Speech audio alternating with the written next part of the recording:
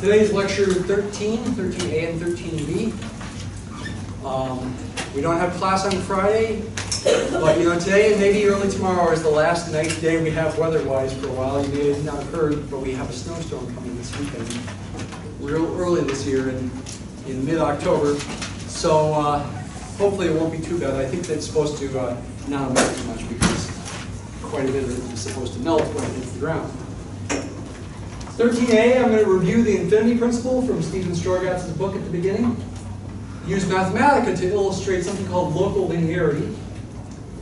Velocity and acceleration, also called second derivatives. The acceleration is the second derivative of position. And examples, and then in lecture 13B, interpreting derivatives. So you can see we got more stuff there in lecture A, it seems, but I'm going to go pretty fast through that stuff. So what again was the infinity principle from the introduction to Strogatz's book, Infinite Powers? It said this: to shed light on any continuous shape, object, motion, process, or phenomenon, no matter how wild or complicated it may appear, reimagine it as an infinite series of simpler parts. Analyze those and then add the results back together to make sense of the original whole. In the case of what we're doing right now with derivatives, the original whole is essentially just the graph of the original function. We want to use the idea of the derivative, in a sense, to piece together little locally linear parts of the function to make the entire graph. That's one way to conceptualize it, at least.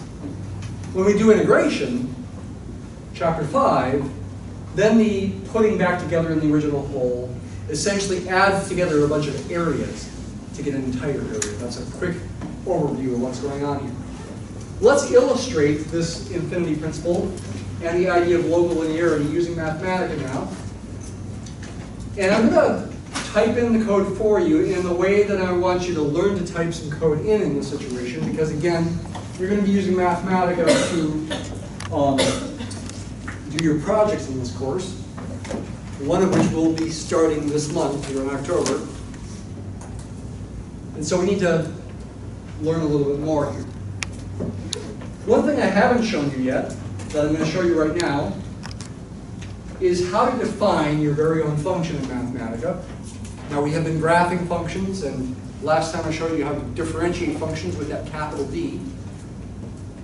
But you can define functions as well using essentially function notation, f of x, except as with all built-in functions in Mathematica, the input needs to go inside square brackets. So you need to use square brackets, not parentheses. And when you first define a function, put the variable name and then put an underscore. That's only when you are first defining the function. You do not use the underscore after that point. You can use an equal sign to define the function, but I prefer using colon equals for some technical reasons I don't want to get into. So type it this way, colon equals, and then the formula. Let's do it for the sine function here. Sine of x. Sine needs a capital S, as I emphasized on Moodle. And notice its input needs a square brackets around it, again, not parentheses. Parentheses are reserved for when you're trying to multiply something times, say, a sum, like with the distributive property. That's what parentheses are reserved for in Mathematica. Function arguments go inside square brackets. And again, notice I put the underscore when I'm first defining the function, but now when I use the formula, I do not put an underscore anymore. So this will define the sine function, and I can use this, for example, to find sine of pi over 3. That's something you really should have memorized, but you may not. Remember, sine of 0 is 0. The bug is standing over there at the right side of the unit circle. Its second coordinate is 0. As it goes up, the second coordinate is the sine. The angle pi over 3 is 60 degrees. When you get to 90 degrees, the sine is up to 1. The second coordinate at that point is 1. Pi over 6, 60 degrees, the sine is going to be a little less than 1. You may remember it's square root of 3 over 2. There it is. I can numerically approximate that as well by using the capital N function, N standing for numerical approximation, like this. By the way, I got a pi to show up like that. in kind of a fun way. I did escape, P, escape to make a pi. Okay? It's also, if you use one of the palettes, I'm using the writing assistant, which you can see over here. There's a button for pi. If you click on this thing right here, if you might want to zoom in on that, there's a bunch of symbols, one of which is a pi in there somewhere. Can't quite see it. Right there is a little pi. It's hard to see. Okay? But I like doing escape, P escape. It's faster. I can get a numerical approximation to that. The default is 6 places of, 6 significant digits there after the decimal. If I want more significant digits, I can put an extra comma, say 20. That'll give me 20 significant digits. You can really have some fun with this, actually. Mathematica, give me 10,000 significant digits, and it does give you 10,000 significant digits, okay? That's pretty powerful. Now, there is a limit to how far it'll go. I'm not exactly sure what that limit is. I think I've tried 1 million significant digits, and I don't think it worked. You could try it. I think it gives you less than 1 million in that case, because it's just not enough room to display. But there's 10,000 digits of the square root of 3 over 2. Computed very rapidly. That's pretty amazing. Well, let's come back to graphing now. If I just type plot f of x going between, say, negative 2 pi to positive 2 pi, Mathematica will pick a default plot range in the vertical direction and give me a graph. There's the sine function. But what I'd really like to do today, I'd like to illustrate for you, is what happens when you zoom in on this graph near any particular point. Say pi over 3. Say x is pi over 3. Pi over 3 is a little bit bigger than 1, right around there. The output of the function there is square root of 3 over 2, which was approximately 0.866. Right about there is the point that we're looking at with the function value up there. 0.866 is right around there. Okay? What's the derivative there? I don't have to use the d function when I define the function. I can just say, Mathematica, what is f prime of pi over 3? 1/2. The slope of the graph right about here is 1/2. Now, it may look a little steeper than 1/2 visually, but that's because the scales and the axes are different. You can see a distance of 1 unit on the vertical axis is big compared to a distance of 1 unit along the horizontal axis. So it's because the scales are different that the slope there doesn't look like it's 1/2. It looks like it's bigger than 1/2. Let's add to this plot. If I want to plot more than one function at once, I can put my original function inside curly braces and then put a comma, and then put some other function that I'd like to find. I'm going to call this function L of x. And I'm going to say it's f of pi over 3 plus f prime of pi over 3 times x minus pi over 3. What in the world am I doing here? I'm actually using the point slope form of the equation of a line there. You can write that this way. You can also write it this way. And because addition is commutative, you can also write it this way.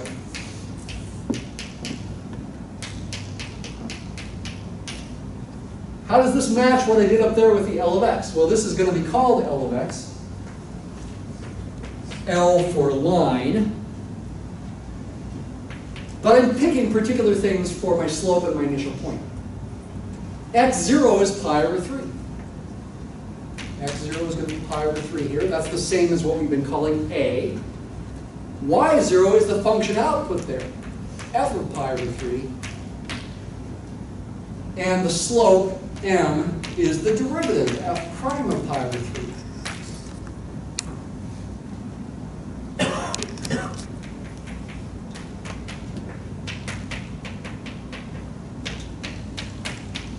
That's where that comes from, what I did in Mathematica.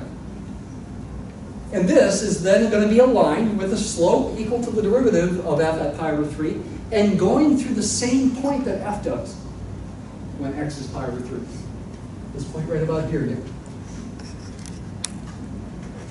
Let's see if that happens. Enter this. Put L of x in here. It changed the plot range to make the scales a little bit closer to matching. And you can see that yellow graph is the tangent line to the sine graph at this point, which again has coordinates pi over 3, square root of 3 over 2 is the second word. Its slope is 1/2. Does it look like it's 1/2? I probably want to put grid lines in there to double check, but you can try doing rise over run, picking a couple points, doing rise over run, and it should be approximately 1/2 based on the points you pick. I won't take the time to do that. I would encourage you to. I will email you this file, by the way, through a Moodle message, so you'll have it available for you. I'd like to zoom in on this graph now. I'd like to zoom in on this graph near this point. Make an animation like I sometimes show on the PowerPoints. That can be done in a couple of ways. One way that you can do it is with something called manipulate.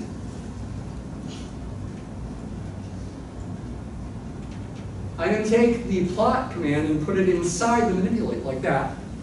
I've shown this to you before. We've done manipulate before. And what am I going to manipulate? What's going to change to make an animation? I'd like to, again, zoom in on the point right there where x is pi over 3 and y is square root of 3 over 2. How can I do that? A little trick.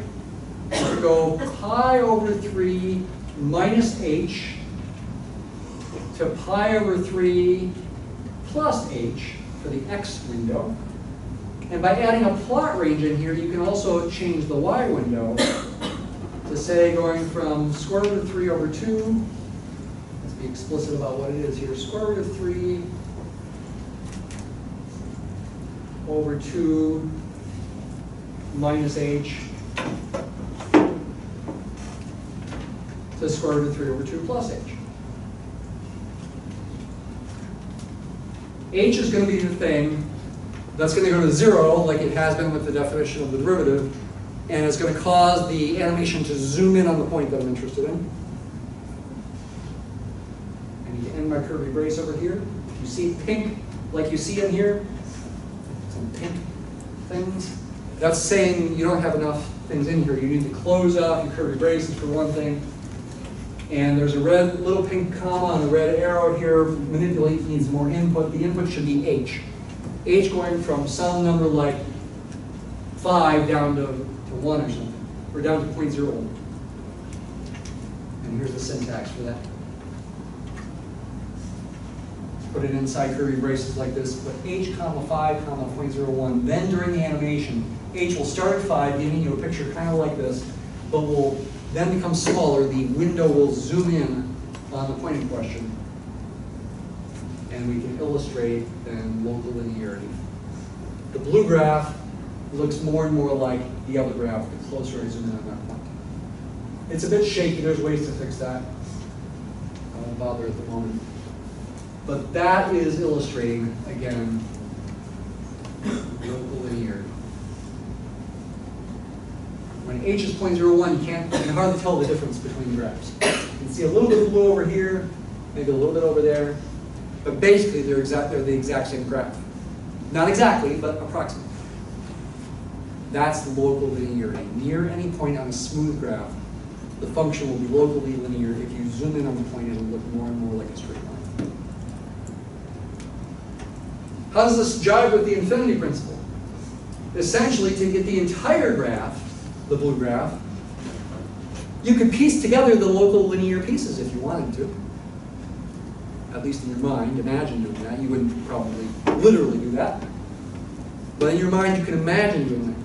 Or you can imagine a computer doing that. In a sense, that's what computers do. They are, by definition, discrete kinds of things. They essentially do have to plot points and just connect dots. But they plot so many points that when they connect the dots, the graph looks smooth.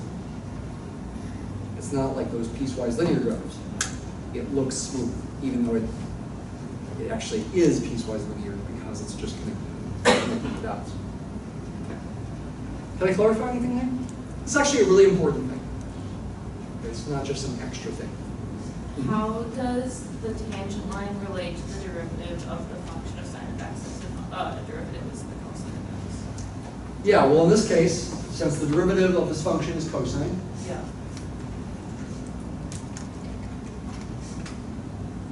that function is giving you the value of the slope Okay. at pi over 3, the slope of the tangent. But maybe more relevant for your question, and this is the point we were making in class on Monday as well, we can do this for any input, not just pi over 3. And I can graph the derivative for any input, and I get a new graph, a new function, and in this case it happens to be the cosine function. So I add another graph in here, f prime of x. That green graph that you see here is the cosine function. It is the derivative of the sine function. And think about it. Watch it. Think about the slopes of tangents. Say you start at 0 here on the sine graph. The slope of the tangent there is positive. In fact, it's 1.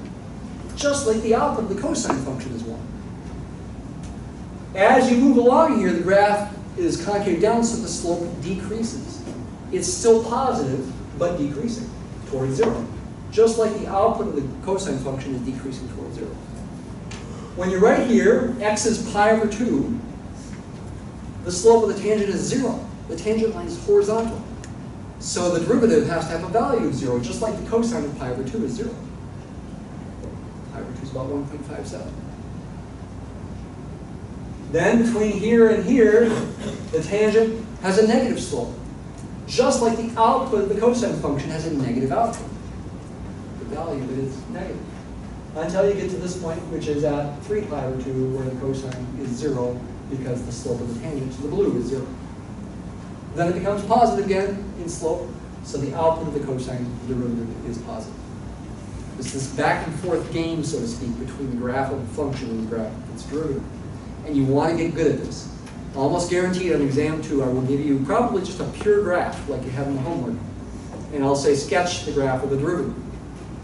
Now in the homework, you could actually try to use a ruler and draw in little bitty tangent lines to estimate those slopes, and then try to graph the derivative pretty precisely. On an exam, you don't really have time for that. So I'd be satisfied probably with just a rough graph of the derivative. But this is definitely something to look at.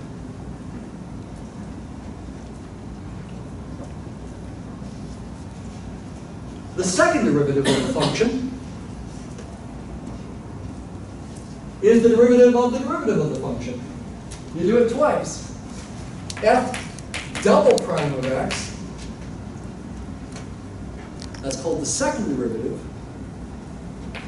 is the derivative of the derivative. And of course, if you can do second derivatives, I guess it means you can do third derivatives and fourth derivatives and fifth derivatives and sixth derivatives and forever and ever. You can with many functions. You can go forever and ever. Really? Are you going to make me do that, Dr. Kinney? Am I going to have to take derivatives forever? Well, not literally, but sometimes you can see a pattern. And so you can still write down formulas for, say, the 100th derivative based on the pattern that you see. For example, with sine and cosine, there is a pattern. The derivative of sine is cosine. The derivative of cosine turns out to be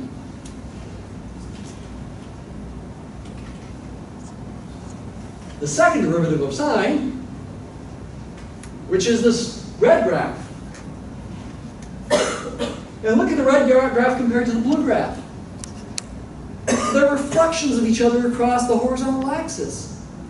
If the blue graph is sine of x, the red graph is negative sine of x. And it is. The red graph gives you slopes of the green graph. The green graph is the first derivative, the red graph is the second derivative. For example, at t equals 0, the green graph has a slope of 0. The red graph has an output of 0. As t increases, now the slope of the green graph is negative, just like the output of the red graph is negative. And is most negative at pi over 2, where the slope of this green graph is steepest with a negative slope. Then the slope heads back towards 0, just like the output of the red graph heads towards 0. And you can keep going. Is there any relationship between the red and the blue graphs besides the fact that there are reflections across the horizontal axis? Yes, there is. Where the red graph is positive, the blue graph is concave up, like a smile. And where the red graph is negative, the blue graph is concave down, like a frown. I'll explain that more next Monday. Okay, but that's the basic relationship between a function and its derivative.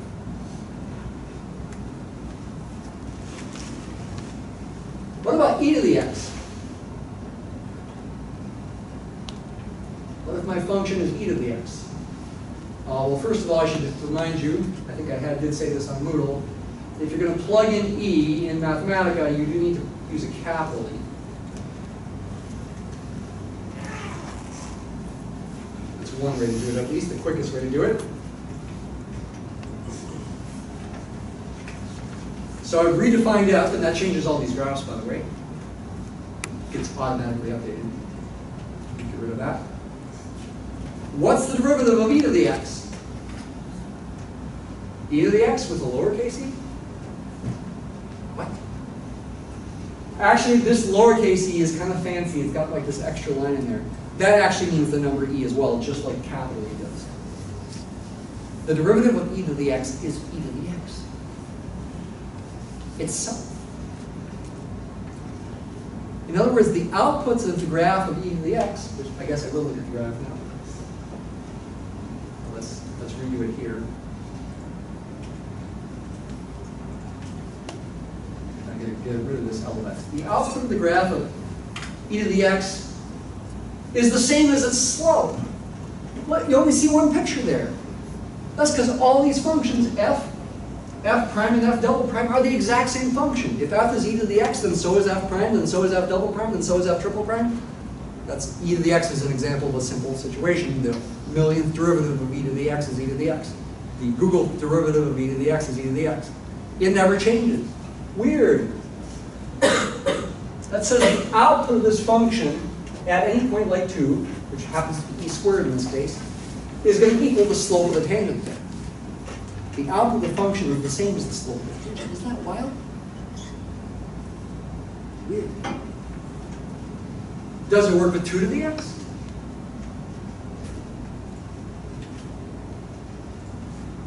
Instead of e to the x? Well, no, it doesn't. And that's why e is special. The derivative of 2 to the x is 2 to the x times, this is natural log of 2. Remember, LOG in Mathematica, just a plain LOG, it actually means natural log. It's not itself, it's a multiple of itself. And the graphs now will be different, though they will all be exponential growth.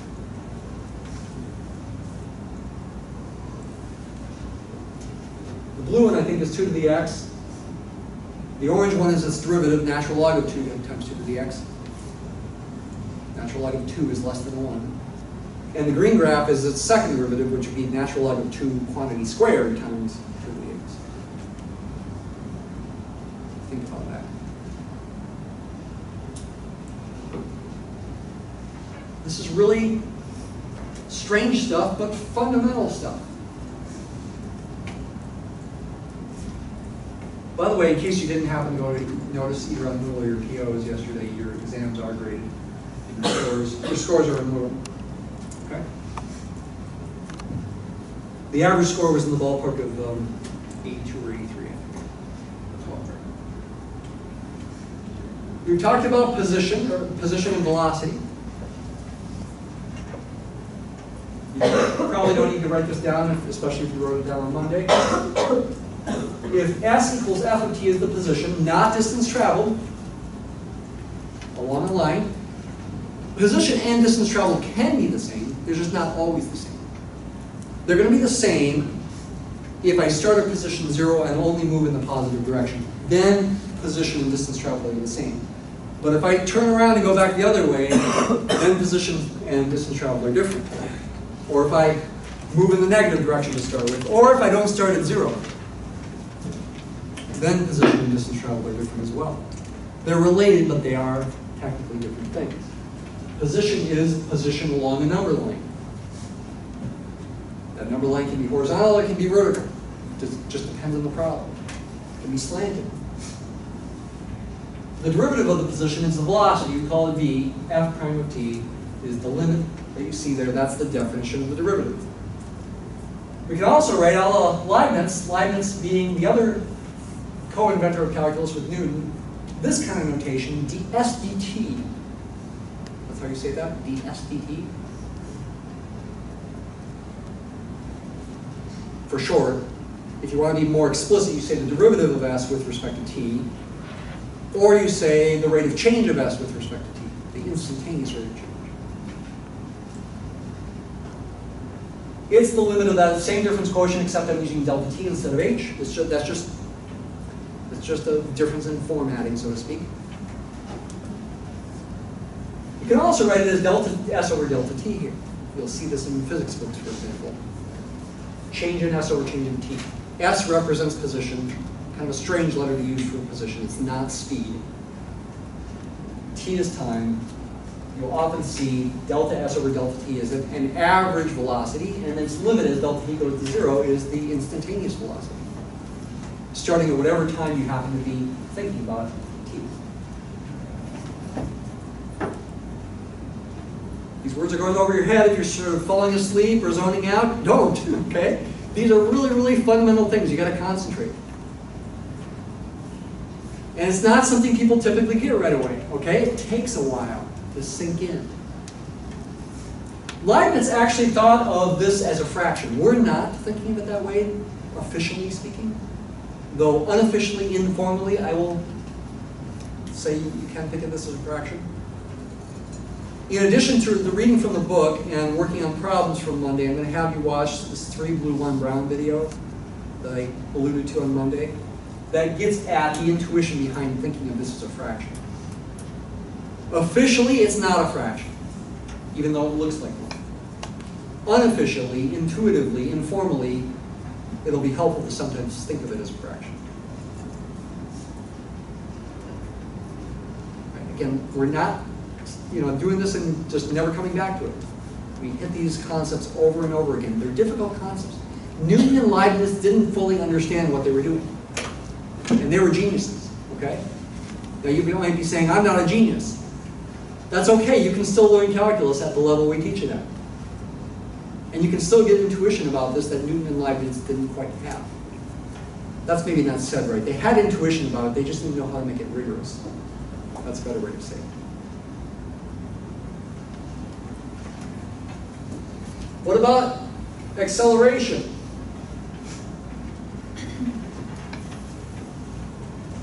Still let s be the position as a function of time. So its derivative is the velocity. V equals f prime is the velocity. Again, not speed. Speed is always positive or 0, never negative.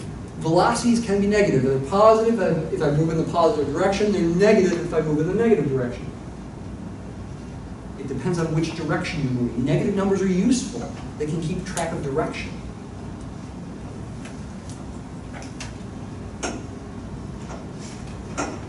What's the derivative of the velocity? It's called the instantaneous acceleration. I should have bold-faced it there, but I didn't. And we can write that. A, for acceleration, is f double prime of t, the second derivative of f with respect to t. The second derivative, as I said over here, you want to see those there? The second derivative of a function, f double prime of x, or t, is the derivative of the derivative. So when you come back over here to the difference quotient, notice I have f primes here and there. That's not a typo. I'm doing the difference quotient for f prime to get f double. In Leibniz notation, you could write that a is dv dt, or you could emphasize that it's the second derivative of position by writing this. This notation is a bit weird as well. The acceleration is the derivative of the velocity with respect to time, dv dt. But wait a minute, dv dt is the derivative of position with respect to time. You can replace the dv dt with the sdt. And the d dt out here just means take the derivative of whatever inside the parentheses there. That's all that means with respect to t. It's like a prime.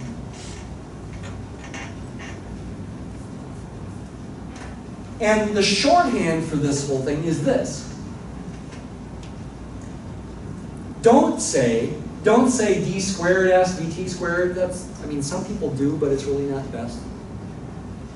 Say the second derivative of s with respect to t twice. Probably the twice at the end is optional. The second derivative of s with respect to t. It's like, why do you put the 2 there like an exponent of the d, but the 2 there like an exponent of the dt? These are not literal exponents. We're not literally multiplying. I will talk about why the 2's go where they do, just not today. That's Leibniz notation for the second derivative. Let's take a break.